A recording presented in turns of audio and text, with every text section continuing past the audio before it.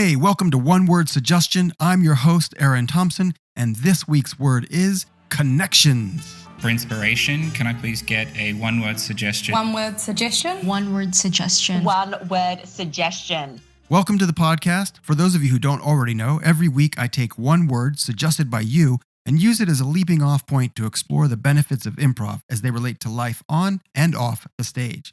This week's word, connections, was suggested by Rosie. According to the world-renowned psychologist Abraham Maslow, all humans need to feel a sense of belonging and acceptance among social groups. In fact, he thought it was so important he put social belonging right in the middle of his famous hierarchy of needs. Maslow's idea of social connections includes friendships, intimacy, and family.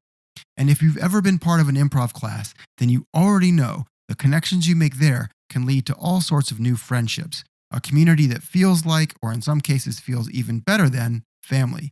And every once in a while, people do even find a bit of intimacy. In fact, one of our teachers recently got engaged in an LMA improv show, so you never know what kind of connections you'll make. And while not everyone who takes a class at LMA is likely to find their perfect partner, it's my intention that they do find themselves in a safe, welcoming community where they can fail gloriously and succeed hilariously. And if you ask any student who has taken a class at LMA or teacher who works here, they'll tell you I'm always going around saying that even though we're the fastest growing comedy school in Australia, at our core, we're about community first and comedy second. The great thing is, if we do our jobs right, the connections and community take care of themselves. I see proof of this in every level 1 class we run, where a whole room full of complete strangers transforms into a group of great mates over 8 weeks, which I just think proves Maslow was right. All of us want to connect with others and find the easily found common ground. And when we realize that we're all more alike than we are different, man, that feels good. Creating this culture of community and connection is important for us as a school, but it's also important for any business that wants to succeed. If your people aren't able to communicate, collaborate, and move towards a shared agenda without ego and trust issues, let alone embracing each other's unique talents and abilities, you're only going to go so far.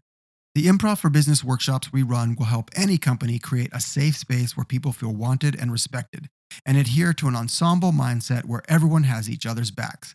And when your teams feel connected with each other, it's more likely they'll be able to make real-world connections with your customers. And that's why I think our improv-based corporate training has been so successful. We deliver real ROI on any HR or L&D training budget, and we do it in a way that's fun and without any PowerPoint or trust falls.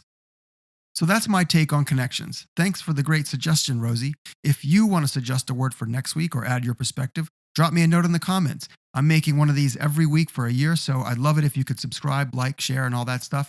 And in the meantime, if you're interested in improv for personal growth, professional achievement, or just for fun, my suggestion is to get yourself into an improv class or book a corporate training workshop for your team.